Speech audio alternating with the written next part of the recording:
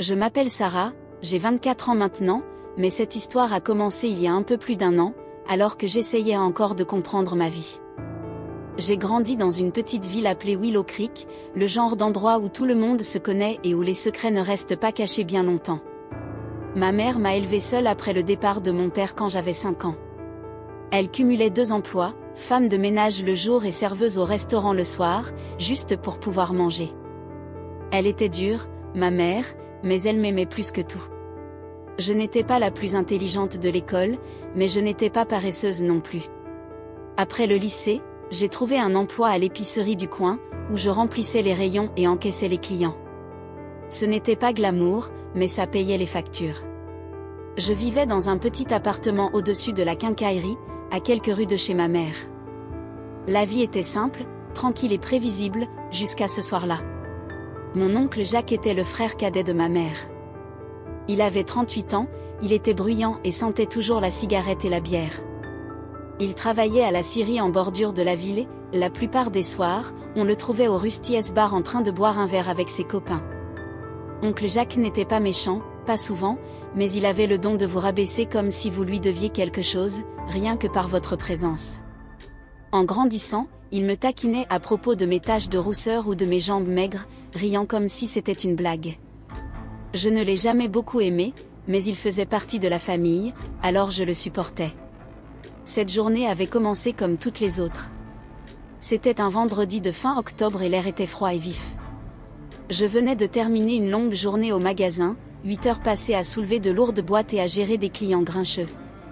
J'avais mal aux pieds et je n'avais qu'une envie, rentrer, réchauffer un reste de soupe et regarder la télé jusqu'à m'endormir. Mais en fermant le magasin, j'ai vu oncle Jacques trébucher sur le trottoir vers moi. « Sarah » a-t-il crié d'une voix pâteuse, « ma nièce préférée, qu'est-ce que tu fais ?» J'ai forcé un sourire. Je rentre à la maison, oncle Jacques. Longue journée. Il a souri, les yeux vitreux. « Oh, allez, ne sois pas si ennuyeuse. Allons boire un verre, c'est moi qui paie. » J'ai secoué la tête. « Non, merci, je suis fatiguée. Peut-être une autre fois. » Mais oncle Jacques n'a pas accepté un refus. Il passa son bras autour de mes épaules, lourd et en sueur, et commença à m'accompagner vers son pick-up.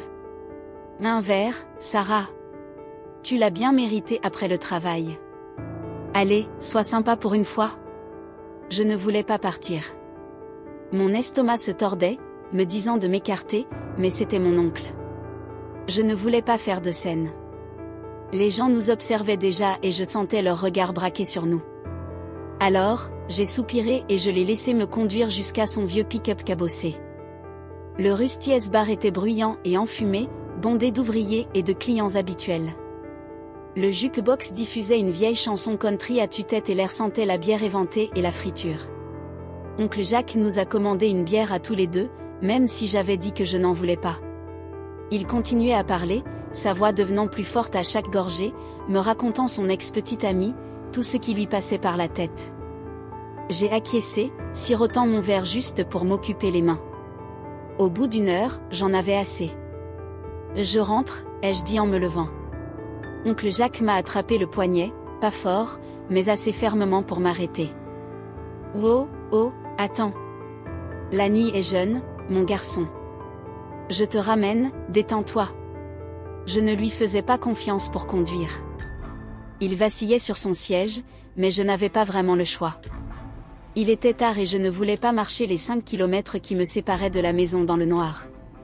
Je l'ai donc suivi jusqu'au camion, le cœur battant la chamade pour une raison que j'ignore. Le trajet fut d'abord silencieux. La route était déserte, juste le ronronnement du moteur et les phares perçant la nuit. Je regardais par la fenêtre, regardant les arbres défiler, flous, regrettant d'avoir accepté ça. Puis, oncle Jacques reprit la parole. « Tu sais, Sarah, dit-il à voix basse, tu es une gentille fille. Tu as toujours été gentille, trop gentille peut-être. » Je fronçais les sourcils. « Qu'est-ce que ça veut dire ?» Il rit, mais ce n'était pas un rire joyeux. « Ça veut dire que tu gâches ta vie dans ce magasin. Tu pourrais faire mieux, tu mérites mieux. » Je ne savais pas quoi dire, alors j'ai simplement haussé les épaules. Ça paie le loyer. Il n'a pas répondu tout de suite. Le camion a ralenti et s'est engagé sur un chemin de terre que je ne connaissais pas. Mon estomac s'est noué. Où allons-nous? Ai-je demandé d'une voix tremblante. Juste un raccourci, a-t-il dit, mais son ton était différent, plus sombre, plus lourd. Il a arrêté le camion dans une clairière entourée de grands pins. Le moteur s'est arrêté et le silence était assourdissant. Oncle Jacques, qu'est-ce qu'on fait ici? Ai-je demandé, les mains tremblantes sur mes genoux. Et elle s'est tournée vers moi, le visage à moitié éclairé par le clair de lune qui traversait le pare-brise. Son regard était étrange, presque affamé. Je voulais juste parler, Sarah, loin de tout ce bruit. Je ne l'ai pas cru. J'ai tendu la main vers la poignée de la portière, mais il m'a attrapé le bras, plus fort cette fois. Ne pars pas, reste une minute. Lâche-moi, dis-je en reculant, mais il ne le fit pas. Il se pencha plus près, le souffle chaud et acide à cause de l'alcool. Tu es si jolie, tu sais ça, murmura-t-il, je l'ai toujours pensé. La panique me serrait la poitrine. Arrête. Ramène-moi à la maison, maintenant. Mais il ne s'arrêta pas, il n'écouta pas. Ses mains étaient sur moi, brutales et rapides, et je me débattis. Je le jure, je le poussais, je criais, je le griffais, mais il était plus fort, plus lourd et suffisamment ivre pour s'en moquer. Je ne veux pas tout décrire, ça fait trop mal d'y penser, même maintenant, mais cette nuit-là, dans la cabine de son camion, mon oncle Jacques m'a pris quelque chose que je ne pourrais jamais récupérer. Une fois que ce fut fini, il m'a ramené chez moi comme si de rien n'était. Il n'a pas dit un mot, fixant simplement le vide, les jointures blanches sur le volant. Je suis restée assise là, tremblante, les larmes coulant sur mon visage, trop engourdie pour parler. Arrivée à mon appartement, je suis sortie en titubant et j'ai couru à l'intérieur, verrouillant la porte derrière moi. Je suis restée sous la douche pendant 1 heure, me frottant la peau jusqu'à ce qu'elle soit à vif, essayant de l'enlever de moi, mais je n'y suis pas parvenue. Je me suis recroquevillée sur mon lit et j'ai pleuré jusqu'à m'endormir, priant pour que ce ne soit qu'un cauchemar dont je me réveillerais. Le lendemain matin, je ne suis pas allée travailler. J'ai appelé pour dire que j'étais malade et je suis restée au lit, les yeux rivés au plafond. Mon téléphone a vibré, accompagné d'un message d'oncle Jacques, désolé pour hier soir, trop bu. Ça ne se reproduira plus. Je l'ai effacé et j'ai bloqué son numéro.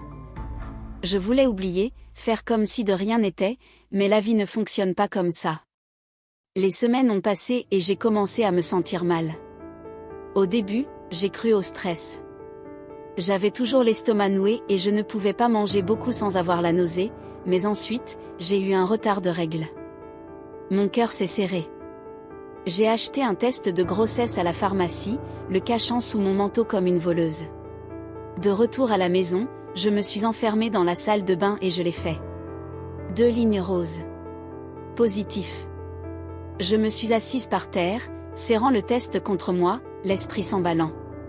Ce n'était pas possible, ce ne pouvait pas être le sien, mais au fond, je savais. Il n'y avait eu personne d'autre. Je n'en ai parlé à personne, pas au début. J'avais trop honte, trop peur. Que allaient dire les gens? Que allait dire ma mère? Elle adorait oncle Jacques, c'était son petit frère, sa fierté. Si je le lui disais, ça lui briserait le cœur, ou pire, elle pourrait ne pas me croire. Mais je ne pouvais pas le cacher éternellement. Mon corps a commencé à changer, mes jeans me serraient, j'avais mal à la poitrine et les nausées persistaient. Un soir, maman est arrivée avec un pot de soupe au poulet, inquiète parce que je l'évitais. « Sarah, qu'est-ce qui ne va pas ?» demanda-t-elle en posant la casserole sur ma minuscule table de cuisine, « Tu ressembles à un fantôme. » J'ai essayé de sourire, mais mon sourire s'effrita. Des larmes coulèrent, avant que je puisse me retenir, je laissai échapper, « Je suis enceinte. » Ses yeux s'écarquillèrent. « Comment? De qui ?» Je me figeais. Je ne pouvais pas le dire, pas encore. « C'est compliqué, » murmurai-je. Elle me serra fort dans ses bras, me caressant les cheveux comme elle le faisait quand j'étais petite. « On trouvera bien, ma puce, tu n'es pas seule. » Mais je me sentais seule, plus seule que jamais. J'ai évité oncle Jacques pendant des mois. Il n'a pas essayé de me recontacter et je me suis tenue à l'écart des réunions de famille où il aurait pu se pointer, mais Willow Creek est petite et on ne peut pas se cacher éternellement. C'était en février, froid et gris, quand je l'ai croisé à la station-service. Je faisais le plein de ma Honda Bossé, mon manteau cachant à peine la petite bosse sous mon pull. Il s'est arrêté dans son pick-up et j'ai prié pour qu'il ne me voie pas, mais il l'a fait. « Sarah » a-t-il appelé en descendant. Sa voix était décontractée, comme si on était en train de se mettre à jour. « Comment ça va ?» Je l'ai fusillé du regard, les mains tremblantes en revissant le bouchon. « Laisse-moi tranquille. » Il s'est approché. Son regard s'est posé sur mon ventre l'espace d'une seconde. Son visage a changé, choc, peut-être culpabilité, puis il a souri. « On dirait que tu as été occupé. » La rage bouillonnait en moi. « C'est toi qui as fait ça, sifflai-je, tu sais que tu l'as fait. » Son sourire narquois s'estompa. « Fais attention à ce que tu dis, ma fille. Personne ne va croire ça. » J'avais envie de crier, de le frapper, mais je restais plantée là, figée. Il remonta dans son pick-up et démarra, me laissant tremblante de froid. Ce soir-là, j'ai décidé que je ne pouvais plus garder le secret. Je devais dire la vérité à maman, même si ça faisait mal. Dire la vérité.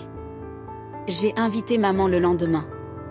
Mes mains tremblaient sans cesse tandis que je préparais le thé, la bouilloire sifflant trop fort dans le silence. Elle était assise sur mon canapé, me regardant avec inquiétude. « Maman, commençai-je d'une voix brisée, il faut que je te dise quelque chose à propos du bébé. »« C'est Jacques, dis-je, les mots jaillissant de ma bouche. Il s'est saoulé un soir après le travail. Il m'a emmené dans son camion. Je n'en voulais pas, maman, je te jure que non. » Son visage est devenu pâle, puis rouge. Elle est restée immobile un long moment, me fixant comme si elle ne comprenait pas. Puis elle a murmuré, « Jacques ? Mon Jacques ?» J'ai hoché la tête, les larmes aux yeux. « Je suis désolée, je ne savais pas comment te le dire. » Elle s'est levée, arpentant la pièce, les poings serrés. « Ce salaud, a-t-elle marmonné, ce salaud ? » Je n'avais pas réalisé à quel point j'en avais besoin avant qu'elle ne le dise. Elle m'a prise dans ses bras et nous avons pleuré ensemble, le poids de tout cela s'écrasant sur moi. Maman a confronté oncle Jacques le lendemain. Je n'étais pas là, je ne pouvais pas lui faire face, mais elle m'a tout raconté plus tard. Elle est allée à sa caravane, a frappé à la porte jusqu'à ce qu'il ouvre et l'a lâché. Elle lui a crié dessus, l'a traité de tous les noms possibles et imaginables et lui a dit qu'elle ne lui pardonnerait jamais. Il a d'abord nié, a dit que je mentais, mais comme elle insistait, il a craqué et a tout avoué, pas tout, juste assez pour montrer clairement qu'il savait ce qu'il avait fait. Elle voulait aller à la police, mais je l'en ai empêché. Je ne voulais pas que toute la ville soit au courant. Je ne voulais pas me retrouver au tribunal et revivre ça. C'était peut-être une erreur, mais c'était mon choix. Oncle Jacques a quitté la ville une semaine plus tard.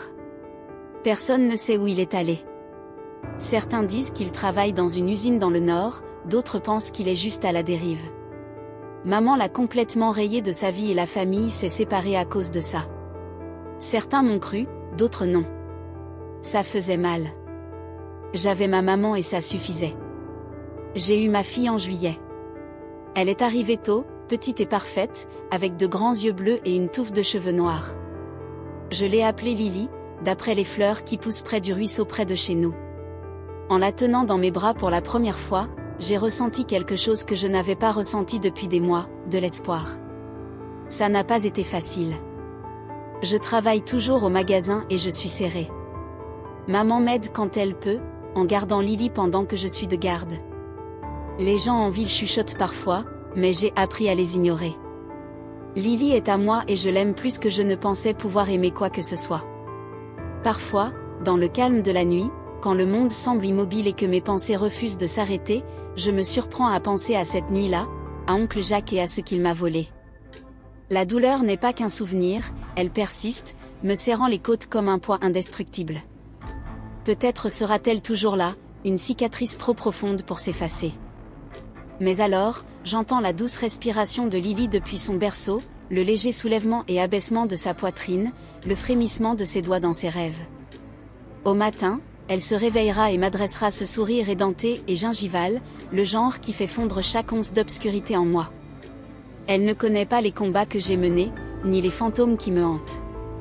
Elle ne connaît que l'amour, la chaleur et la sécurité de mes bras, et c'est tout ce qui compte. Je ne sais pas ce que l'avenir me réserve. Peut-être qu'un jour je quitterai Willow Creek, j'échangerai ces ruantés et les murmures qui me suivent contre un endroit où mon nom ne sera pas enveloppé de pitié ni de conversations feutrées. Peut-être que je construirai quelque chose de nouveau, quelque chose d'épargné par les fantômes de mon passé, un endroit où Lily et moi pourrons respirer sans peur, où chaque lever de soleil ne sera pas un rappel de ce que nous avons perdu, mais une promesse de ce qui nous attend. Mais pour l'instant, nous ne sommes que tous les deux, côte à côte, dans les décombres de tout ce que nous avons enduré. Nous sommes plus que la douleur, plus que les blessures qui ont tenté de nous définir. Nous sommes des guerrières façonnées par la bataille, mais non brisées par elle. Le monde a peut-être tenté de nous réduire au silence, de nous ensevelir sous le poids de ce que nous avons survécu, mais nous sommes toujours là. Tant que Lily est avec moi, j'ai une cause qui vaut la peine de se battre. Elle est mon encre, ma lumière dans les moments les plus sombres. Elle me rappelle que survivre ne se résume pas à exister, mais à reconquérir notre droit de rêver, d'espérer, de croire en quelque chose de meilleur. Oncle Jacques n'a pas gagné. Il n'a pas tout volé parce que je suis toujours debout. Tant que je respirerai, je ne me contenterai pas de survivre, je m'élèverai.